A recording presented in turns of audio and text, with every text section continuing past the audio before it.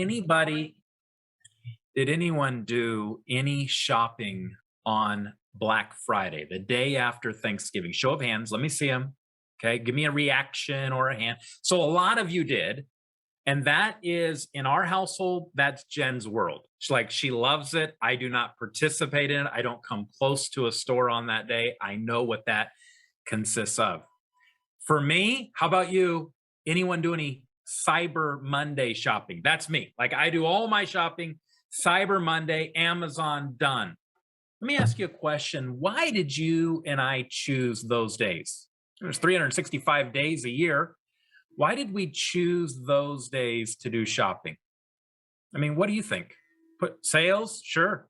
Let's go a little deeper than that. Sure, there were sales, but what did that sale provide you? Had a better price. Maybe it was Christmas. Joe says it was Christmas Eve. He was out shopping, saves money. I'm going to argue that you probably did it because of a value, right? That there was value in you getting up at 5 a.m. and shopping on Black Friday, you logging into your computer, going to Amazon and shopping on Cyber Monday, that there was value, that you found value that if I did this, I would be able to get a great price. I would be able to find a great sale. I'd be able to save some money. It would be a great value. So when we think about value, we understand it from a perspective of us as a consumer, but what about us as business owners? Do you understand the value of your business? And how do you assess value in your business? And even probably a better question is how do you increase the value of your business? Christina, do you have my slides ready? So I want to walk you through a couple of companies, and we're going to take this 10,000 foot elevation. And let me tell you about some sales that have occurred. Does anybody remember AOL? Are you like me when you hear AOL or you say AOL or you see it, you hear the dial up? Do you remember this where the pixel, the image is coming through and it's just slowly, steadily getting bigger and bigger. And over the course of several minutes, you finally get a download of a picture, right? Well, AOL purchased Time Warner for $226 billion in 2000. How about this one? This is a hot company today in our generation, isn't it? Pfizer. Pfizer bought Allergen in 2015 for $160 million. That's what they valued that company at. How about Verizon? Do you remember the guy that used to step outside? Can you hear me now? Can you hear me now? Who then eventually went from Verizon to T-Mobile and now works for T-Mobile. Verizon Communications bought Verizon Wireless, and they paid $132 million in 2013. That was the value they prescribed to the business. How about Dow? We have Dow, local Dow plants and DuPont, the Oakley site there. Adjacent to the water was a DuPont site for many years in Oakley. That Dow Chemical and DuPont, Dow Chemical purchased DuPont for $130 million. That was the value that they prescribed to the business. And why do you think that they did that? Like, what do you think that they used to factor in the value of that business? It might have been the intellectual property. It might have been the patents. It might have been certainly had a lot to do with their brand recognition and their space and their industry. Might have been their locations, their real estate. There's all kinds of factors associated. Let's take a different direction. Let's kind of look at more of a service-oriented business. Last I checked, we're in the service-oriented business. On my shirt, it says, "Together we serve." That's the world we're in. When a attorney values their business, a CPA values their business, or a dental practice, put in the chat box, what is the greatest thing that they use to value their business? Is it their technology? Like, is it the attorney's computers or laptops? I see clients, Joe put in. CPA, is it their access to QuickBooks, their knowledge base? Is it their subscription? Like, what is it? John says it might be their performance. What about the dental practice? Like, the value of their business, is it in their chair? Is it in the hardware that they use? Is it in the cleaning products that they use? The flat screen TVs, the x-rays? Like, what is it that prescribes value to their business. And I'm going to tell you that there is not a dozen things, there are not some things, there is one thing that each of these businesses have in common, and it is called goodwill. It's the idea that the attorney decides to sell his business, the CPA decides to sell their tax practice, the dental office decides to sell the dental office. Somebody buys that practice, and customers still continue to go to that location. They have built a database. They have built value in their business, not by all the stuff and the products and the hardware and the furnishings. They've built that value in their business based on this idea that they have built value in the community, and that when people think of an attorney, people think of a CPA, or people think of a dental practice, they think of them. So how about you? How do you value your business? Like, what is it that you can value? And I'm going to tell you, I'll give you the answer. Friends, your business is your database, and your database is your business. Like, that is exactly how you value your business. When we talk about your database, we're talking about your sphere of influence. We are talking about the people that know you, like you, trust you. Your business is your database, and your database is your business. Like, you should be about the business of the people that are in your database, and that will create value to your business. And the bigger your database is, and the better you communicate with it, the greater the value that you're going to find in your real estate business. So here are a couple of interesting statistics. We're moving in this time, what's called the fourth industrial revolution. It's artificial intelligence, it's technology, it's Amazon, it's social media.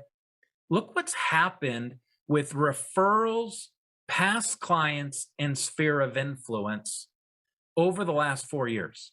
In 2015, buyers and sellers found their agent 65% of their time by referral, past clients, sphere of influence. In 2017, it went from 65% to 69%. Like, during this wave of massive technology, online, and all the things that we do, in 2019, it extended even further. 71% of the business that across the United States is done through referral, past clients, and your sphere of influence. You say, Rick, that's a tremendous amount. It absolutely is. Your business is your database is your business. And the number at the bottom is, to me, the most revealing number of it all. And do you know what the $117,000 stands for? What is the value? What is the 117,000? Many of you have been with me and traveled. We were in Nashville, Tennessee, and we talked a lot about this in Nashville. Do you remember what it was? Go ahead and type it in the chat box.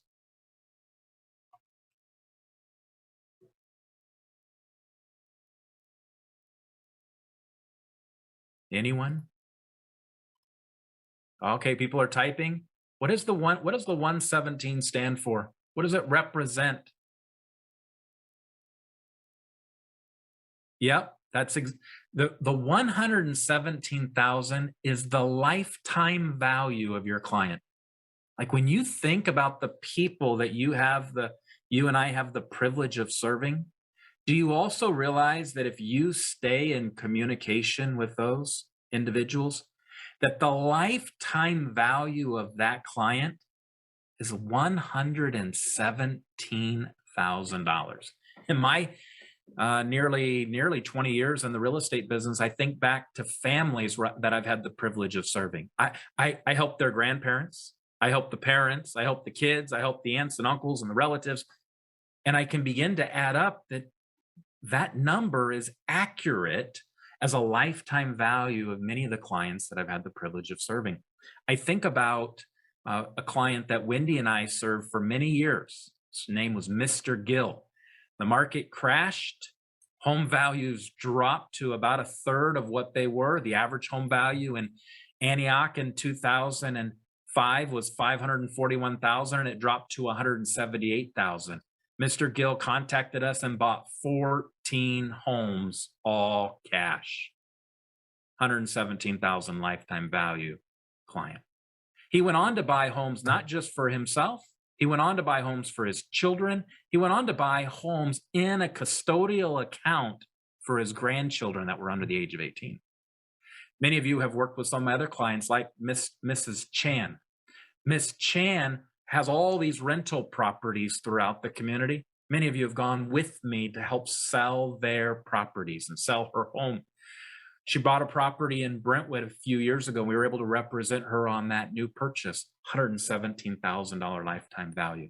I think of some of my earlier clients, the Hartung family. They lived in an apartment in Antioch, and then their family started to grow, and they needed a little bit, and they bought a condo off of Del Favaro, which is over off of Lone Tree. A little condo, 2-bedroom, 1-bath.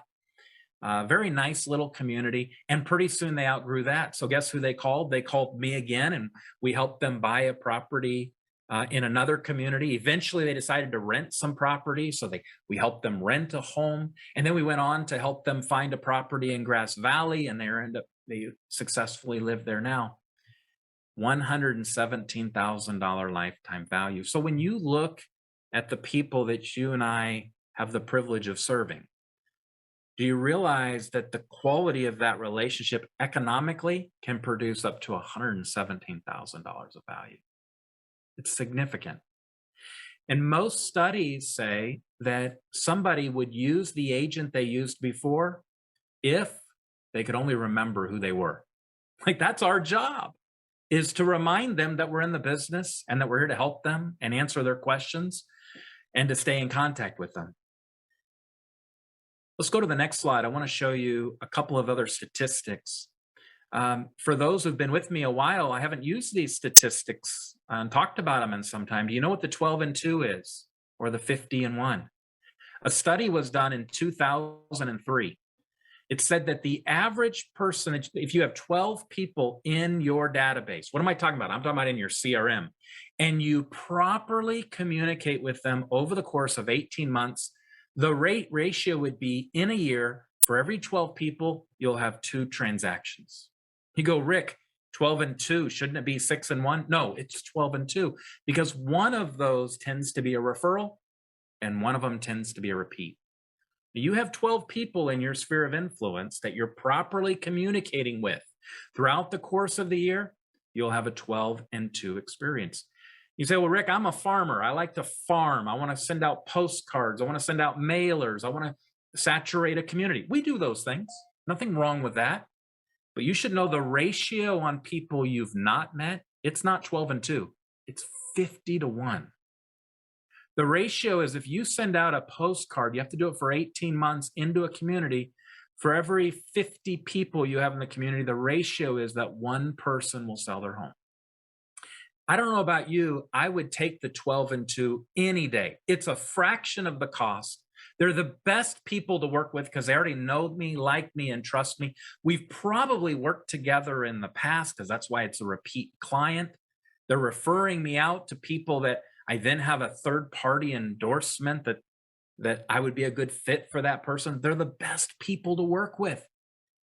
I'm going to choose the 12 and 2, and those are the people that are in your sphere of influence. So within your sphere of influence, I think they're the big 5. Like, I think all people are created equal. I do not think all relationships are created equal. I'll be very honest with you. Like, you have in that 12 and 2 database, you have an attorney, you have a divorce attorney, a probate attorney, you have business attorneys, you have tax attorneys. They constantly need real estate agents. I think of Matthew Hart, who's a local attorney here in Antioch. And the lifetime value of Matthew Hart far exceeds $117,000 as a client, far exceeds that. Like, when you have divorce attorneys, probate attorneys, will and trust attorneys, they are people that are brushing shoulders with with those in the community that need real estate agents. Their third party endorsement of you helps you secure more clients. How about this one? How about property managers? Property managers that have people. I'm not talking about the property managers that are also real estate agents. I'm talking about the property managers in our community that's what they do. They focus on managing property. They regularly have people say, I'm done with the property management business. I need to sell it. I want to do a 1031 exchange. I want to sell the single family for a multiplex. I want to sell the multiplex for an apartment building. I want to move from long-term to short-term vacation rentals. You knowing property managers, part of your big five. How about HR managers? They're constantly bringing people into the Bay Area and Sacramento County for whatever employment sector that they're recruiting for. These HR managers, my father-in-law, pardon me, my stepdad was a HR manager for a biotech firm in San Francisco. And he was able to connect me with other HR managers. And for years, I enjoyed that business of people that were moving to the Bay Area that had a job offer with his biotech firm, and I would represent them. And I often represented doctors and scientists and those that needed to buy into the Bay Area. They needed a local agent. I needed clients. These are part of your big five. How about insurance agents? They know everybody in the community. The only person I think that knows more people in the community than real estate agents are insurance agents. Insurance agents know everybody. And they're also the first to know when somebody's having a hard time making their homeowner's payment. And maybe they need help with a short sale, or maybe they need to have a conversation about loan modification programs, or maybe they're looking to buy another property, or they're getting quotes about what landlord policies, and maybe they're interested in investment property. Commercial agents. Many of you know that we've worked with Bill Hillis and Kurt Sheaves and Jake Billingsley and several others. And they do not do residential real estate. And so they often run into people that think of them as real estate professionals, and they can refer us for residential, all the while we refer them for commercial property. And how about tax professionals? Tax professionals, could there be a greater hedge against inflation? Could there be a better product that has more tax benefits than real estate? Capital gains tax benefits, depreciation tax benefits, interest deductions, property tax deductions. Like, tax professionals are meeting with people right now and will be all the way up till April 15th. And people are asking their tax professional, how do I save on taxes? And real estate's one of the top ways. Do you have any of these big five? And maybe these big five, maybe you expand these. I call them allied resources. And maybe it's not just, I'm going to drop off a pie at your house, or I'm going to drop off a pie at your, but maybe it's a monthly coffee, like, because you could reciprocate business back. Maybe it's like, I got 2 tickets to the A's game. Let's go together, right? Like, these are the relationships that you want to invest in, because when you invest in these big five, they don't produce 117,000. They produce hundreds and hundreds and sometimes millions of dollars of value in your business. You go, well, Rick, we're in the Bay Area. Like, the Bay Area is a little different. We got high technology. Let's look at what the California Association of Realtors has said. Christina, hit me the next slide, if you will. So this is CAR. It's probably my favorite slide I've ever shown you. And it's CAR analyzing where clients found their agent. And I want you to notice the second line, 77% of them in the heart of Silicon Valley, in the tech center of the world. 77% of people found their real estate agent through a pre-existing relationship. Maybe they represent them on a previous home. They're a neighbor, a friend, referral from a client, a recommendation, referral from a business associate. That represents 77% of real estate agents' business in the state of California, in this high-tech area where we're all using Google and social media platforms. Like, 77%, it's huge. So what's the plan? Let's go to the next slide, Christina. So here's the plan.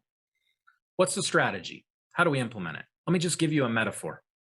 Now, the metaphor is a bouquet of roses. It's how I think when we plan all of our events. So I think the vase in your business and mine represents our CRM. That's why we've literally have invested in the Ferrari of CRMs. Supreme Lending has helped us offset some of that cost. We're a couple $1,000s a month to provide you the CRM that we do. That CRM is like a vase, it holds it all together. The assorted flowers, or in this picture, be like the baby's breath, represents the emails, the texts, the calls, the social media events.